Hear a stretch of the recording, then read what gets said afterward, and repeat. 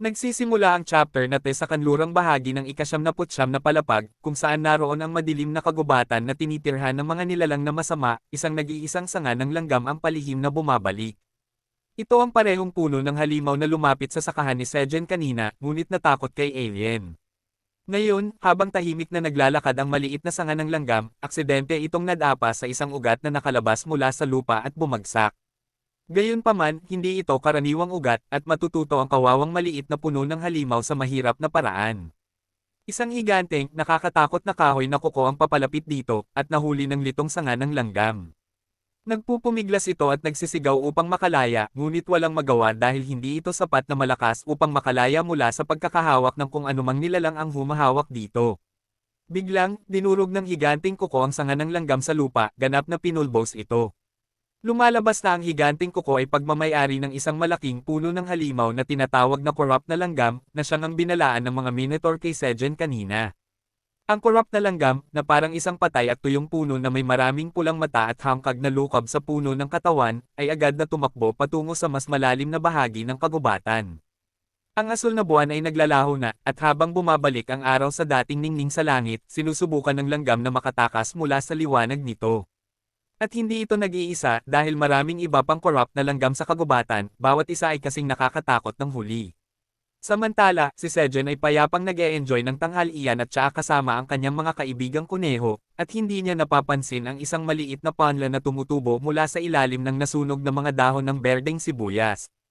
Ano kaya ito? Tanging panahon lang ang makakapagsabi. Sa kabilang banda, si Elka at ang kanyang dalawang tauhan ay bumalik sa kanilang tribo sa ika-75 na palapag. Masaya ang lahat dahil may isang tambak ng pagkain sa harap nila, at ipinapamahagi ito ni Elka. Binigyan niya ng isda ang isang batang lobo na nagpasalamat sa kanya, at pagkatapos ay naghahanda na umalis. Tinanong siya ng isa pang lobo kung aalis na agad siya, at sumagot siya na kailangan niyang umalis dahil tapos na ang asul na buwan. Lumalabas na ang pangalawang lobo ay asawa ni Elka, at hiningi nito na manatili pa siya ng kaunti upang makita ng kanilang mga anak ang kanyang mukha kapag sila'y nagising. Kahit isang kathang-isip na bearang lobo ay may asawa at mga anak. At narito ako, kasing single ng maaaring maging. Hinawakan lang ni Elka ang kamay ng kanyang asawa, sinasabing ngayon ay naglilingkod siya sa dakilang itim na dragon, kaya hindi siya maaaring mag-aksaya ng oras.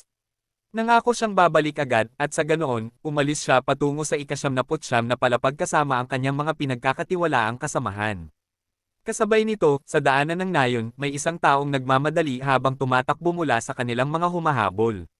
Ang mga tao sa kalsada ay walang magawa kundi tumingin ng may pagkawili, habang tatlong kulay abong kuneho ang tumatakbo para sa kanilang mga buhay.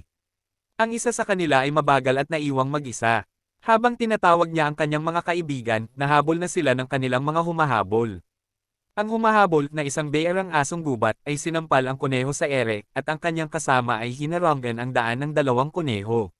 Sila ay takot at naghahabol ng hininga habang sila ay naipit sa sulok, ngunit ang kanilang mga sigaw ay umabot sa sensitibong mga tainga ni Elka. Lumingon siya upang makita kung saan ito nanggagaling, habang tinatanong siya ng kanyang mga tauhan kung hindi na sila aalis. Samantala, ang bearang asong gubat ay nahuli ang isang kuneho sa pamamagitan ng leeg nito, at tinawag niya itong alipin at tinanong kung saan ito tumatakbo. Ang isa pang kuneho ay nasa ilalim ng kanyang paa, at tinanong niya ang unang kuneho kung alam nito kung ano ang ginawa niya.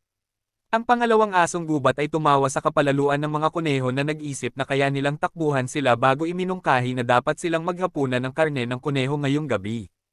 Tumawa siya, sinasabing hindi malalaman ng kanilang boss kung isang kuneho lang ang nawawala. Binuksan ng asong gubat ang kanyang bibig ng malaki, at ang kuneho sa kanyang mga kamay ay tinanggap na ang kanyang kapalaran. Gayunpaman, sa sandaling iyon, isang mabigat na suntok ang tumama sa ulo ng asong gubat, pinipilit itong isara ang bibig. Ang suntok mula kay Elka ay nagpadurog sa asong gubat sa lupa, at nahuli ng pinuno ng lobo ang kuneho sa kanyang mga kamay. Nakilala ng ibang asong gubat si Elka bilang tauhan ni Greed, at kinabahan itong tinanong kung bakit siya umaatake sa kanila. Ipinahayag nito na sila ay mga tagahabol na nanghuhuli ng mga tumatakas na alipin, at sinabi kay Elka na kung malaman ito ng Panginoong Greed, hindi siya matutuwa. Sagot ni Elka na wala siyang pakialam kung magsusumbong sila sa matabang baboy damo o hindi. Binalaan niya ang asong gubat na umalis bago niya tuklawin ang kanyang lalamunan ng kanyang matutulis na pangil. Natakot ang asong gubat kaya binitiwan niya ang mga kuneho, kinuha ang kanyang nasugatang kasama, at umalis ng lugar. Samantala, dumating na rin ang mga tauhan ni Elke sa lugar at nababahala sila na may ginawa siyang hindi kinakailangan. Humingi siya ng paumanhin, sinasabing hindi niya napigilan ang sarili. Tinanong siya ng pangatlong lobo kung ano ang gagawin nila sa mga kuneho dahil kung iiwan nila ang mga ito dito, maaaring bumalik ang mga asong gubat upang hulihin sila. Ang mga kuneho ay takot at walang magawa kundi manginginig sa sahig. Napabuntong hininga si Elke habang nagpasya siyang isama ang mga ito dahil maaari silang makatulong sa dakilang itim na dragon na iniisip niyang si Sejen. Sa ika-79 na palapag, tinipon ni Sejen ang lahat para sa isang malaking anunsyo. Ipinahayag niya ng may pagmamalaki na pagkatapos niyang kainin ang mga ani ng asul na buwan kamakailan, ang kanyang mana ay sa wakas umabot ng 10. Well, wala masyadong humanga sa numerong iyon, at si Theo ay kakagising lang at napili ang karahasan. Tinanong si Sejen kung ito ba ay isang bagay na dapat ipagyabang. Nahihiya si Sejen habang sinasabi niyang huwag siyang patigilan sa gitna. Inanunsyo niya pagkatapos na ngayon ay maaari na niyang kainin ang loob ng igat at makuha ang bagong kakayahan sa loob nito. Si Theo ay nasa masamang mood ngayon at nagbuntong hininga siya habang tinatanong kung maaari na ba siyang matulog ngayon. Sigaw ni Sejen na matulog na pagkatapos makita ang kanyang bagong kakayahan. Kinain niya ang loob ng igat na napakasarap at may lasa ng orange soda. Pagkatapos niyang kainin ito, isang window ng sistema ang lumitaw sa harap niya, sinasabing natutunan niya ang kakayahang ulan at kulog level 1. Ngunit dahil kulang siya ng sapat na mana upang magamit ng maayos ang kakayahan, ito ay nakalock pa rin. Ang dalawang subskill sa ilalim ng kanyang kakayahan, na namely, pag-ulan at pagbato ng kulog, ay nasil para sa kaligtasan ng gumagamit.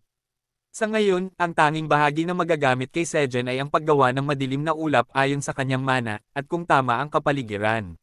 Si Sejen ay natakot sa sistema at tinanong kung ito ba ay isang kakayahan o isang iPhone na kailangan pang bilhan ng charger. Tinanong niya, paano ito magiging ulan at kulog kung pareho namang nakasilang ulan at kulog. Pagkatapos ay nagpasya siyang subukan kung anong meron sa kanya at ginamit ang kanyang kapangyarihan upang lumikha ng mga ulap. Biglang, ang kahalumigmigan sa hangin ay nagkaroon ng hugis ng ulap, ngunit ito ay napakaliit na ulap na kasing laki lamang ng isang normal na tao. Habang ang lahat, kasama na si Sejen, ay nadismaya, si Queen naman ay humanga at pumalakpak para sa performance ng kanyang ama. Labis na nadismaya si Sejen dahil ginamit niya ang isang katlo ng kanyang kabuuang mana, ngunit napakaliit ng resulta. Napuno na ang mga kuneho sa kanyang palpak na palabas at nagpasyang bumalik na sa trabaho. Tinapik ni Theo si Sejen, sinasabing huwag siyang panghinaan ng loob dahil, kahit na siya ay mahina, siya pa rin ang chairman dito. Pagkatapos nito, lumapit si Queen at sinabi kay Sejen na siya ay cool dahil natatakpan ng kanyang mahika ang araw. Sinabi niya na ito ay lalaki pa kalaunan, at si Sejen ay naantig at napaluha dahil dito.